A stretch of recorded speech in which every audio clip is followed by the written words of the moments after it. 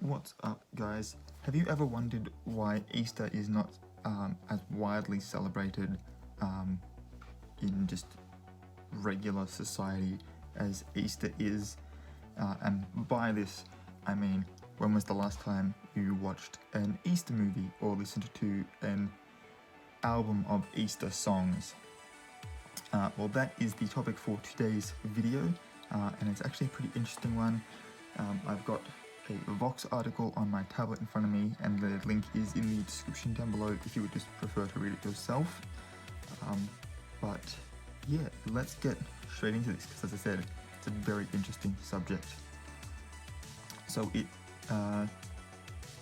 starts off by saying Christians from a variety of traditions will celebrate Easter this Sunday. Obviously, I am making this after the fact, but this was supposed to go up on Easter Saturday, so bear with me. Easter commemorates the resurrection of Jesus Christ after his crucifixion. For many Christians, including those from Eastern Orthodox traditions who generally celebrate Easter later than Western Christians as they use a different calendar, Easter is the most important Christian holiday of all. But in North America and Europe, Easter has a diminished cultural force as a time for secular celebration. Its wider cultural cachet hardly approaches that of Christmas, as Jesuit priest and writer James Martin Riley wrote for Slate, sending out hundreds of Easter cards this year, attending way too many Easter parties, getting tired of those endless Easter-themed specials on television. I didn't think so. So why don't we celebrate Easter the way we do Christmas? The answer tells us as much about the religion and social history of America as it does about either holiday. It reveals the way America's holiday traditions, as we conceive of them now, are much more recent and politically loaded invention than one might expect. And obviously, I think this sort of also therefore flows onto other countries as well, as political and religious landscapes have changed over the years. So the first little subheading is the Puritans weren't fans of either holiday. Christmas and Easter were roughly equal in cultural importance for much of Christian history, but the Puritans, who made up the preponderance of America's early settlers, objected to holidays altogether, echoing an attitude shared by the English Puritans, who had come to short-lived political power in the 17th century under Oliver Cromwell. They decried Easter and Christmas alike as times of foolishness, drunkenness, and revelry, which they obviously viewed as not adhering to the will of God, being foolish and drunken and whatnot.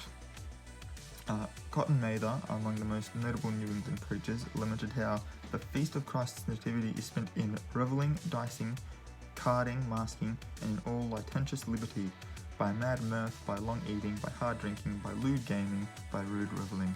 As historian Stephen Nissenbaum wrote in The Battle for Christmas, Christmas was a season of misrule, a time when ordinary behavioural restraints could be violated with impunity. Like other feasting days, such as the pre-Lent holiday we now call Mardi Gras, and I have made a video about that before. I will link it in the description if you want to watch that as well. But Christmas has a dangerous.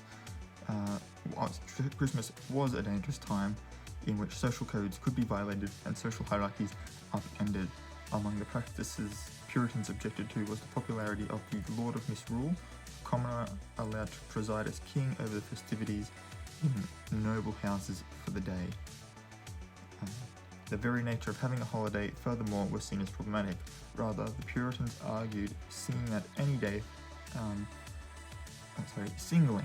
any day for a holiday implied that celebrants thought the other days as less holy. Easter too was singled out as a dangerous time. A Scottish Presbyterian minister, Alexander Hislop, wrote a book about it. The 1853 pamphlet, The Two Babylons, the palpable worship proved to be the worship of Nimrod and his wife. Using questionable and vague sources, he argued that the name of Easter derived from the pagan worship of the Germanic goddess Esther, and through the Babylonian goddess Ishtar. This claim has persisted to the present day and is often cited by those who want us to make Easter more fun and secular.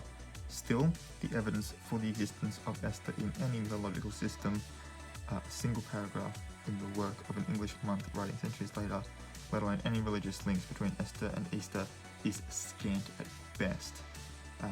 The only real links to it I sort of talked about in my Ostara video,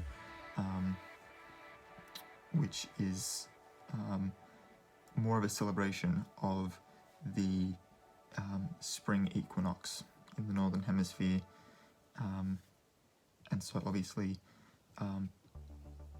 the goddess Ostara, or here Esther or Ishtar, all being fertility goddesses and therefore related to the season of spring, would have been associated with those, and with Easter happening about the same time and being about new life and resurrection, particularly after the death of winter. Kind of, you can understand how people would have been able to make those connections, although there is still, obviously, as it says here, no definitive proof that is the way it is. But then again, we are talking about religion, so a belief is a belief, and if that's what you believe, then that's, you know, your faith is what's going to convince you. Hislop decried Easter as a pagan invention, writing that Christians should ever think of introducing the pagan abstinence of Lent. Sorry, let me start that entire quote again. That Christians should ever think of introducing the pagan abstinence of Lent was a sign of evil. It showed how low they had sunk, and it was also a cause of evil. It inevitably led to deeper degradation. Even seemingly harmless rituals like food and eggs were signs of demonic evil. The hot cross buns of Good Friday and the dyed eggs of Pasch or Easter Sunday figured in the Chaldean rites just as they do now. He wrote, "Bad history it may have been, but it made good propaganda." So what did the English Puritans, their American counterparts, and the Scottish Presbyterian have in common? As the title of Hislop's pamphlet makes clear, they are all influenced by anti-Catholicism, a suspicion of rituals, rites, and liturgy they decried as wrongly pagan. The celebration of religious holidays was associated for many of these preachers with two suspicious groups of people: the poor, i.e. anyone whose holiday celebrations might be deemed dangerously licentious or uncontrolled, and papists. Of course, in England and America alike, those two groups of people often overlapped. So Christmas got reinvented, but Easter didn't. So what changed? In the 19th century, Christmas was secularized. Christmas, the secularized domestic family holiday as we know it today, was reinvented.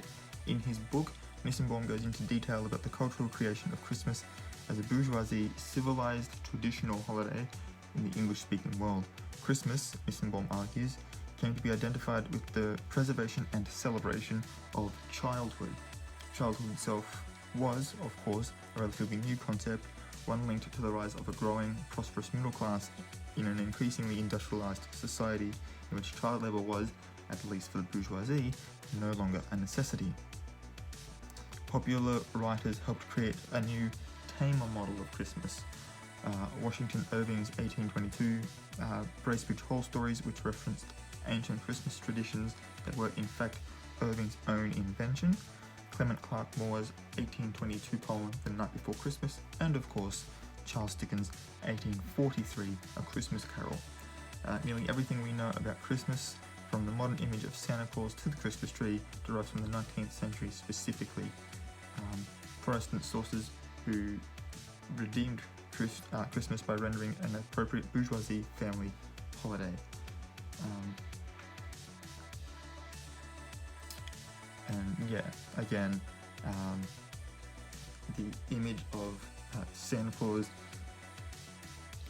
can be traced back to St. Nicholas of, I believe it's of Pyrrha in Greece, who used to go around and give out gifts. And the Christmas tree can be traced back to Nordic tradition of bringing an evergreen branch into the home to protect the spirit of the forest until spring.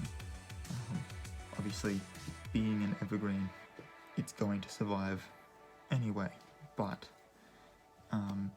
that's where those two things have sort of come from, and obviously I'll dive a lot deeper into that when it's actually Christmas time. Anyway, no such redemption happened for Easter. While it too received a minor family-friendly makeover, obviously Easter eggs being chocolate, kids love chocolate, and candy. Traditionally an act of charity for the poor, became a treat for children. It didn't have the literary PR machine behind it that Christmas did. Instead, its theological significance intact, Easter has maintained its status as a religious holiday, the Easter bunny and eggs aside, largely avoided any wider cultural proliferation. A study by historian Mark Connolly found that at the dawn of the 19th century, English books referred to the two more or less equally. By the 1860s, references to Easter were half that of Christmas, a trend that only continued. By 2000, Christmas was referenced almost 4 times as often as Easter. Today, Christmas is a federal holiday in the US and Australia and most other countries, as is the nearest weekday after, should Christmas fall on a weekend. But Easter Monday gets no such treatment, and it is part of the long weekend. The long weekend does go from Friday to Monday. I believe in the theological sense of it all, Easter Monday is supposed to be the day that he ascended after, it's like he rises again on the Sunday, and we celebrate that, and then he appears to his mother and his disciples, but Thomas isn't there, so it's sort of like the next day he appears to Thomas before ascending. I believe, pretty sure I've got that fact right. If I haven't, please don't tear me apart in the comments. It's been a while since I actually went to church, because my religion, like my religious views have changed. Christmas is a more natural fit for a secular holiday than Easter anyway. The reason that Christmas rather than Easter became the cultural Christian holiday may well be prosaic. Religion News Services Tobin Grant suggests that the need for something frivolous to break up the monotony and cold weather rendered the Christmas season, rather than early spring, the ideal time for a period of celebration. Or it may be theological. Christmas, with the celebration of the birth of a child, is a natural fit for a secularized celebration. Dogmatic Christians and casual semi-believers alike can agree that Jesus Christ, whether divine or not, was probably a person whose birth was worth celebrating. Plus, the subject matter makes it ideal for a child-centered holiday. The centrality of family and Christmas imagery, the nativity scene, portraits of the Madonna and child, allows it to translate easily into a holiday centered around children and childhood. But the message of Easter, that a man who was horribly killed only to rise from the dead, is much harder to secularize. Celebrating Easter demands celebrating something so miraculous that it cannot be reduced, as Christmas can, to a heartwarming story about motherhood. Its supernatural elements are on display front and center. It's a story about death and resurrection. But the same qualities that make Easter so difficult to secularize are also what make it so profound. As Matthew Cambino writes at catholicphilly.com, that paradox is why I love Easter far more than Christmas. That movable springtime feast celebrates not the beginning of the God-man's life, but the conquering of his suffering and ours. Easter marks the transcendence of death, the road leading beyond this life into eternity with the Father. Christmas as we know it today in the English-speaking world is, for better or worse, tied up in wider cultural ideas about family, and a specifically Victorian Protestant iteration of middle class values. But the mystery of Easter remains strange, profound, and, for some, off-putting.